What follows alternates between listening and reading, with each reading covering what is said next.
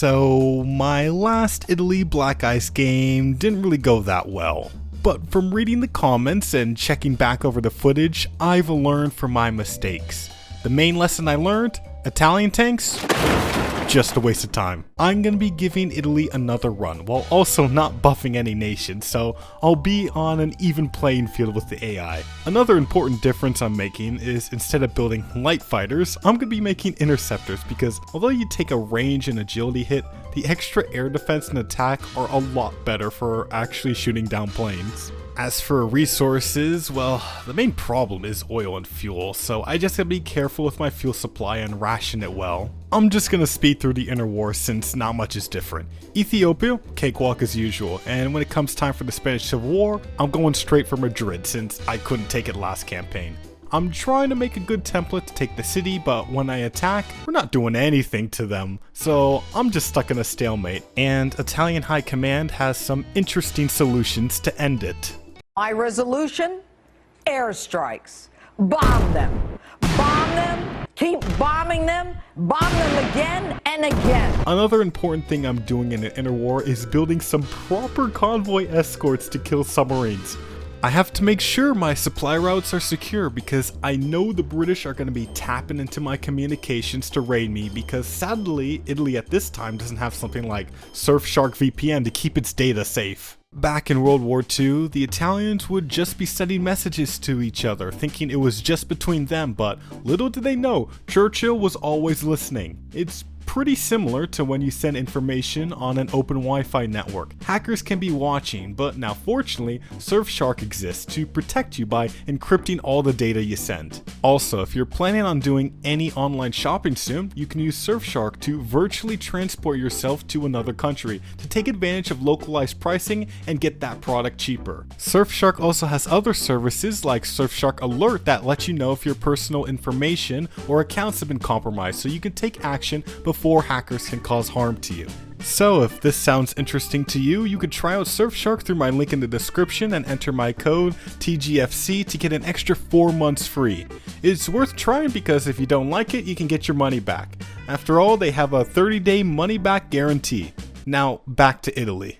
Since I have stats so bad in Madrid, I might as well be politely asking them to leave the city. I decide I should just go around the place. Finally, once this city is surrounded from every direction, I'm able to overwhelm the city's defenders and take the capital. With the heart of the Spanish Republic taken, it was smooth sailing to push eastwards to Valencia. Sadly, the war wouldn't go on that much longer, with the Republicans surrendering in October 1938, which was a lot earlier than I wanted because I needed more army XP. So instead of getting better at war by shooting Spanish workers, I'm gonna have to do it by shooting Chinese peasants. But it's tough out here because I can't get supplies on most of the front, so I can't get the soldiers the pasta they need. They obviously can't live off the land because we know how the average Italian handles rice.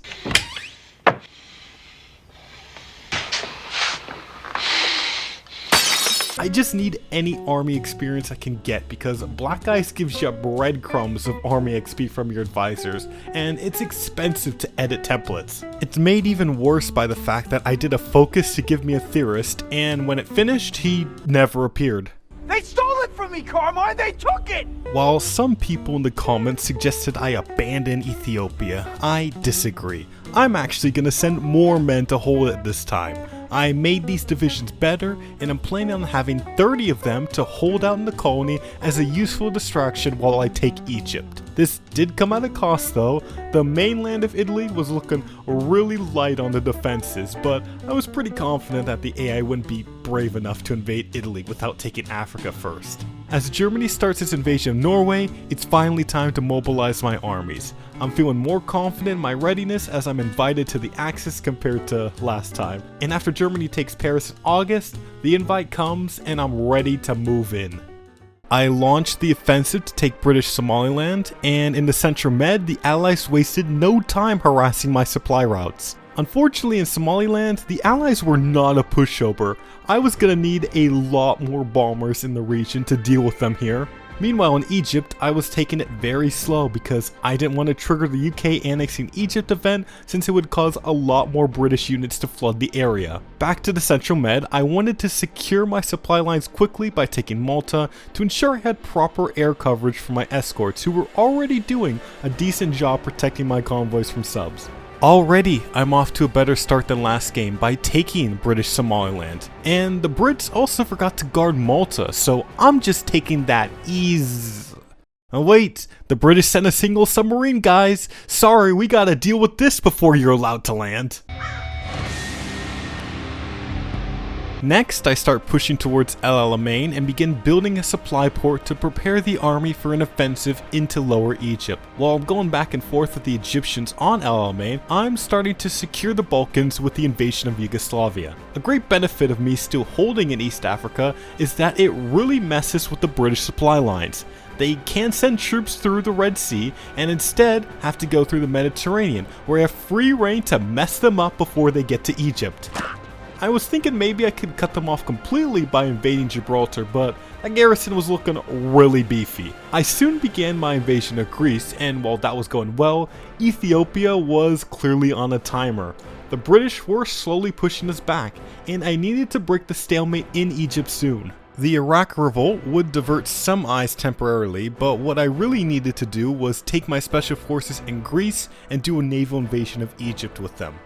My first attempt was to take the port of Alexandria, and when that invasion launched, those Marines didn't exactly have an easy landing. East Africa soon ran out of time, and the colony capitulated. I still had 21 divisions still there, and although they were completely cut off from supply, they still had a little bit of time left for me to save them. The survivors scrambled to form a perimeter in the north because I was planning an invasion around the Suez Canal itself, and once that's taken, I can resupply those East African divisions through the Red Sea. Fortunately, the defenses on Port Said are way easier to overwhelm. The port fell really fast, and Cairo was ungarrisoned. Once my Marines locked down both sides of the canal, supply immediately started flowing to Eritrea, giving those battered soldiers new life to keep fighting. The divisions in East Africa were back to full strength and could keep the fight going for a lot longer. And with the loss of the Suez, the British supply lines in the area were gone. I flipped the script on them.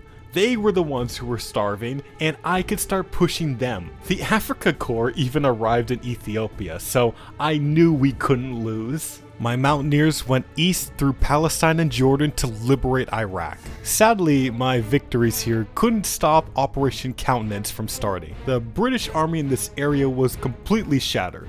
I was overrunning everything they had deployed in the area, and Iraq was coming back on the map. With the Suez secured, I had to try to lock down the Mediterranean by taking Gibraltar. I knew it wasn't going to be easy to take, but my Marines had already seen their share of combat, plus they will have naval and air support, so when they hit the rock, of course they get completely slaughtered on the beaches. Back in the Middle East, even though Iraq was nearly free, the suffering was just beginning because I had to deal with an Iran front since the country got split up by the Allies in Comintern. Soon my armies in Egypt were gonna link up with the troops in Ethiopia and secure yet another pocket of Allied troops in Sudan.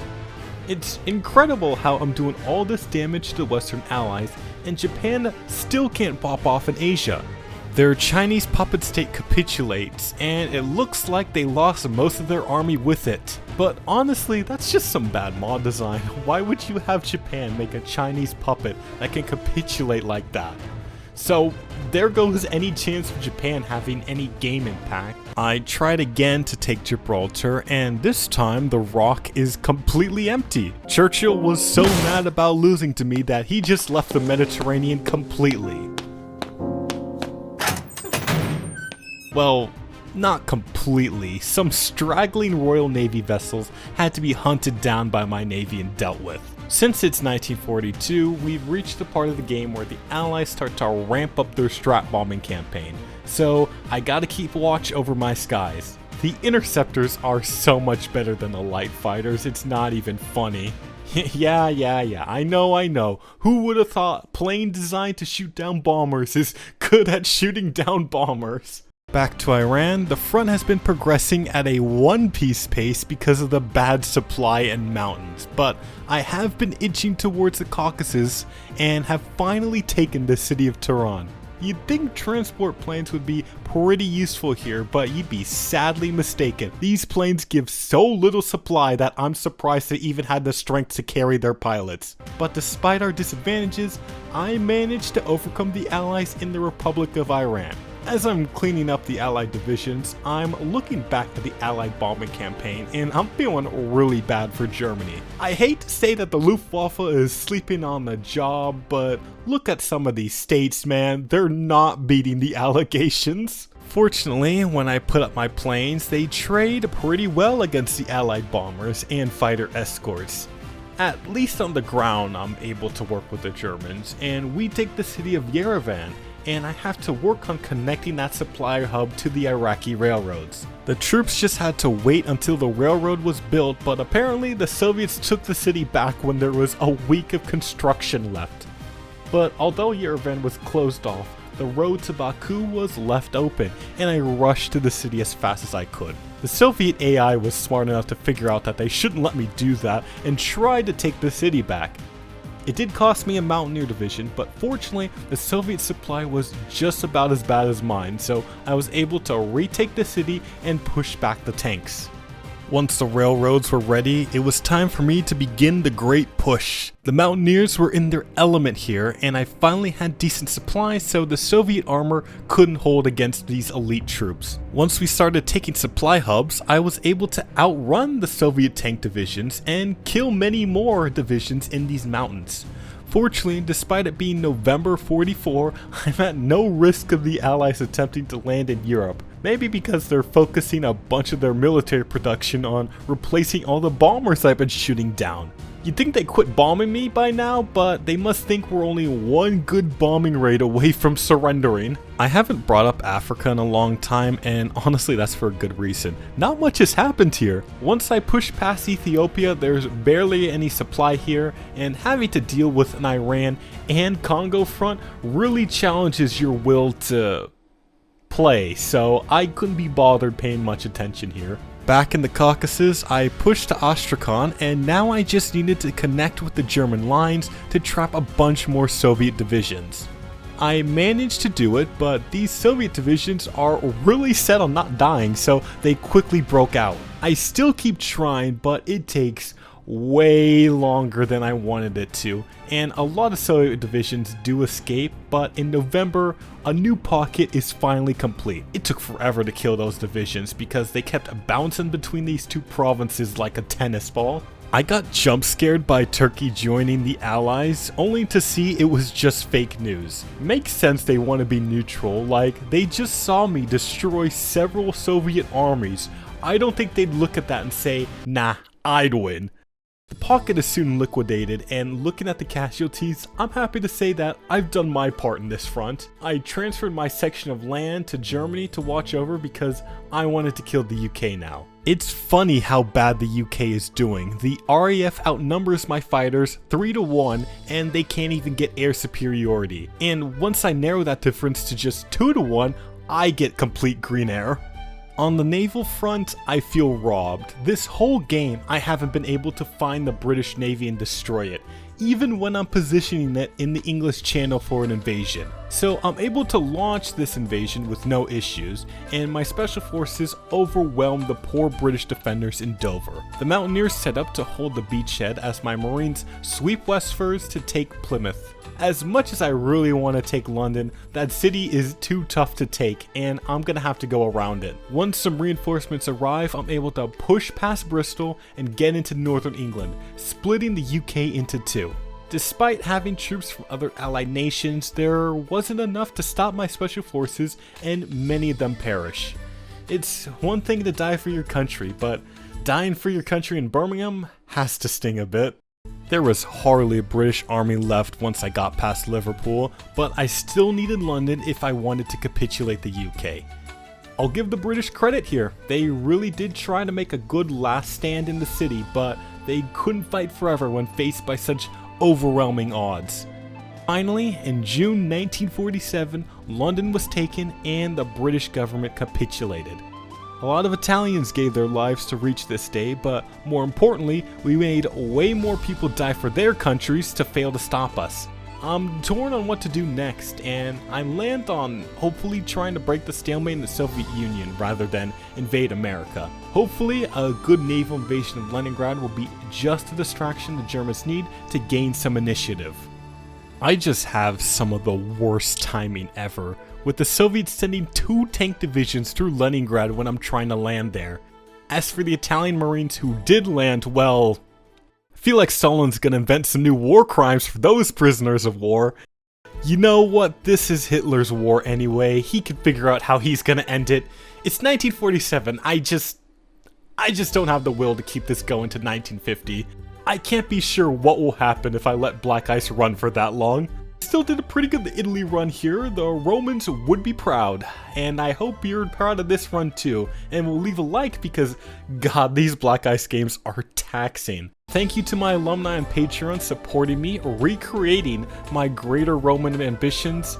You guys are the real heroes. There will be more content for y'all pretty soon, so subscribe, and I hope to see ya again.